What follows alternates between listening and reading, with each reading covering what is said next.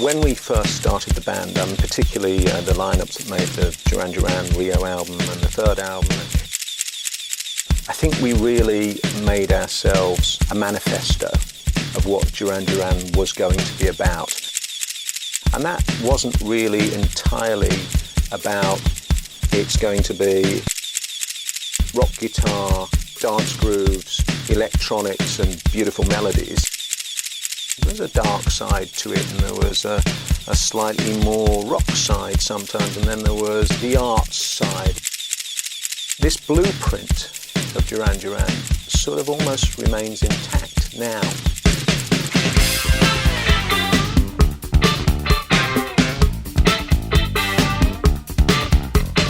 John Taylor and I grew up in Hollywood, Birmingham, and I met John when I was 10 years old. He was 12, and we bonded over music. We would sit down and play David Bowie records together, and it was a time of glam rock and Sparks, Cockney Rebel, Roxy Music. Were all very sort of influential on our lives at that time. John and I were avid record collectors, and so we always used to go into Birmingham every Saturday or Friday night. We were waiting for the new albums to come out, and there were several stores we used to go to. I remember the Virgin store actually when it was on Corporation Street, and we went there and we spent so much time in there. I remember the staff saying to us one day, "Will you two just make yourself useful? Here, if you do this job, you sort through all the racks and you put all the records in the right order again, we'll give you an album each." Well, John and I couldn't believe our luck. I think we must have done sort of the 20 hours work to get our album, but we just couldn't believe it.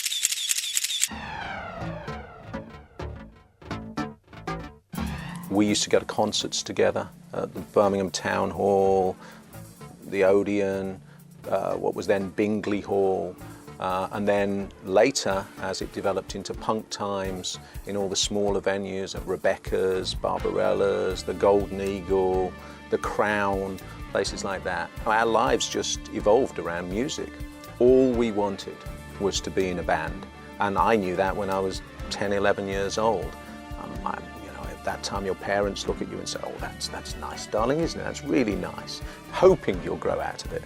But with John and I, that just wasn't the case. We were writing out our potential tour schedules when we were sort of 14, 15 years old, where we'd play, trying to figure out how many trucks we would need for all the gear, what kind of lighting we were going to have, and what the tour program would be like, which was, of course, pure fantasy.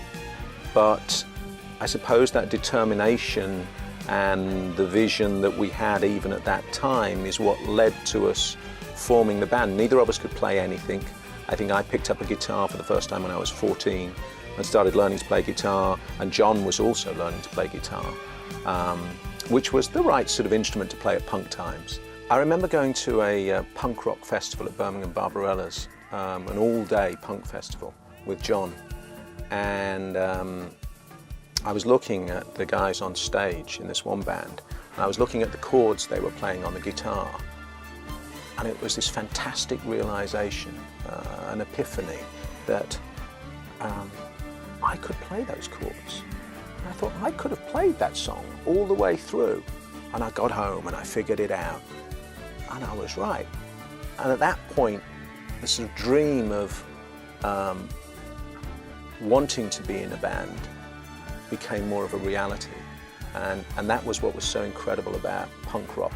Apart from the amazing energy and the change and the social impact that it had, it was that anyone could get up on stage and actually play a song, and it meant something. And it was really a big swing away from the techno rock that we were all used to, the things like Emerson, Lake and Palmer and Pink Floyd, and some amazing things, but very, very accomplished. This was really when we realized there could be a band.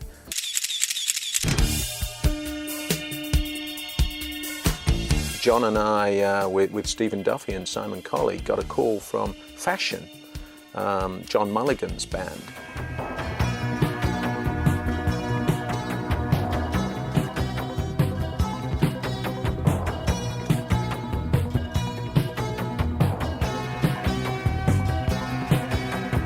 Go for a walk, maybe catch a ride, 'cause you know I swear. And they said, look, we're playing one show at Barbarella's, will you come and support us? We were sort of honoured and terrified at the same time. We'd never played a venue that big. We'd been playing to 30 and 40 people, and suddenly it was a few hundred people. And I didn't realise until many, many, many years later that one of the people in the audience that night was Roger Taylor.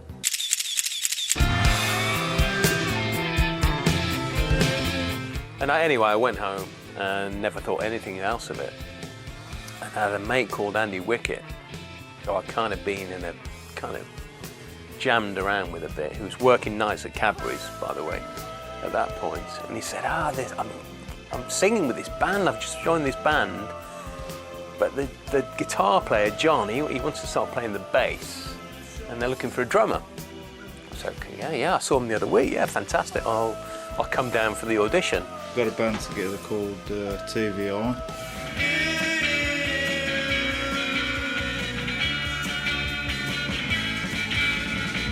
And we moved into a house in Cheapside, Digbeth. So I turned up at this little, it was literally a squat in the middle of Birmingham, in Cheapside in Birmingham. And like Duran Duran used to rehearse in my bedroom and that. But towards the end, I was like, someone kicked the front door off and we'd come downstairs and be tramps sleeping in there. And my dad, I was still living with my parents, my dad brought me down with my drums in the back of his car. He said, well, what the hell's this? What are you going in there? You know, it's a squat, you shouldn't even be going in there. I said, no, I'm going to go in there really good. Nick Bates, or he's called Nick Rose now, he used to come round and tape us and that, and he used to come to our gigs and that. Then I left the band and their singer Stephen Duffy left Duran Duran and joined up with TVI, and they became the Hawks. And then I joined Duran Duran. So I set up with the band in there. John came over, he just started playing the bass, and he said, can you do funky hi-hats? I said, yeah, I'll give it a try. I tried trying to play these funky hi-hats. He started playing this funky disco-y bass, and that was it. So that's what got me in the band. Well, it was John Taylor, who was Nigel then, and Nick Bates, who's now Nick Rhodes, and Roger, the drummer, was in it. There was a guy on guitar from London, Alan, and me.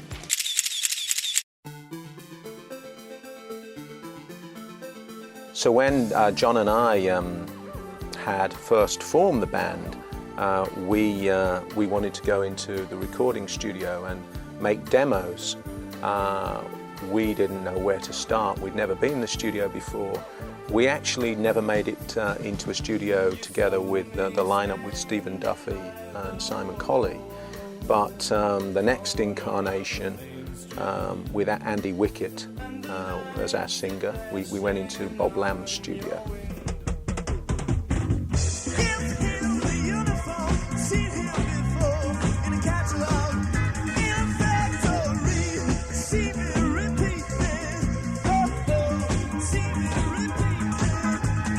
Just his little room, and his sort of bed was up there, and the studio was underneath his bed, sort of thing. And another room with like all egg boxes with the drummer was stuffed in a corner, and this little mixing desk that Bob had made himself out of a kit.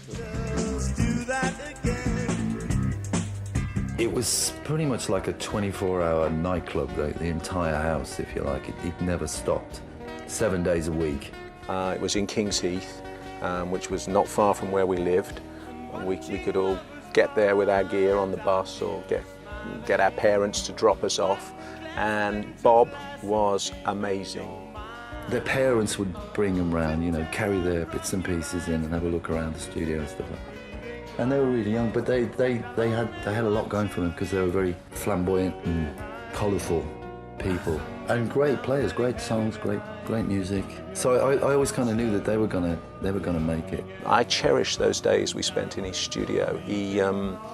he recorded all our early demos. And then after Andy Wickett, we had another singer called Jeff Thomas.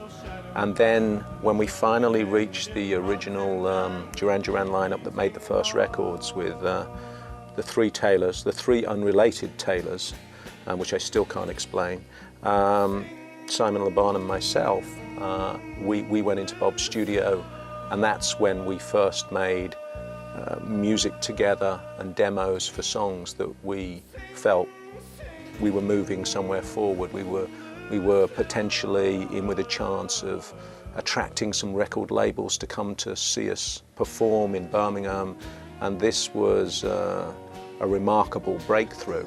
When I was with them, Nick's dad took them down to EMI and stuff, and they said they really liked Girls on Film, and so I knew they'd got, they were onto something.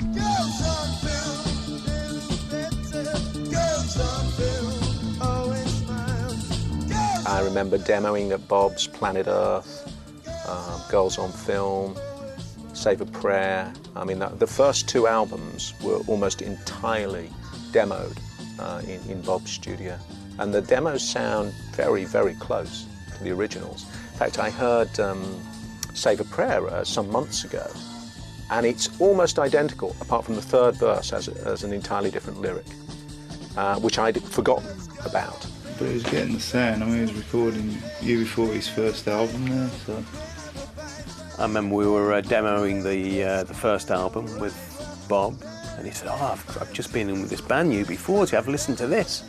I thought, "Yeah, it's amazing. Yeah, great."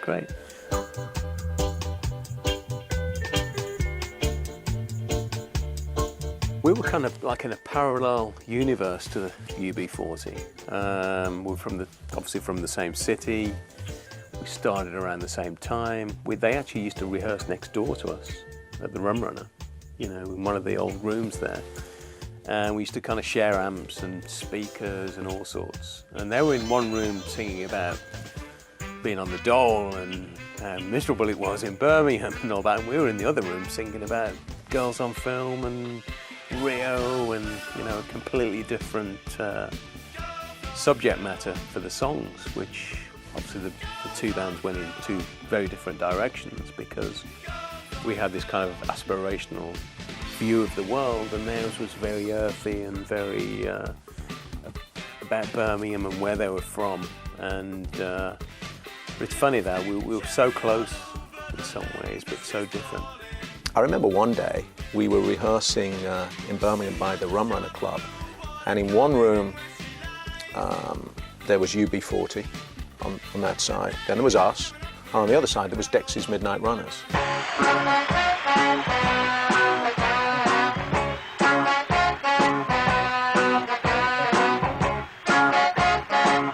We auditioned and rehearsed in the disused casino that used to be on the alley that went down to the Rum Runner.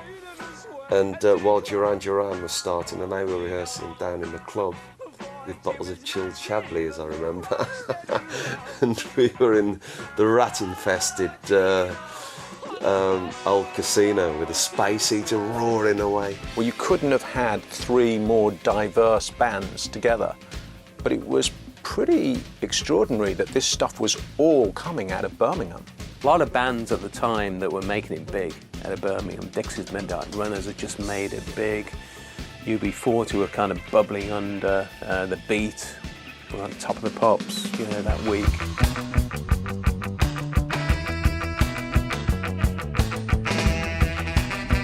It was a bit tribal in that you couldn't like Duran Duran and the beat. It had to be one or the other, so we kind of see Duran and go, all right, but you couldn't hang out, that wouldn't be cool. Well, I was playing in a few different bands actually around that time, and I was very much into the music scene that was happening in Birmingham.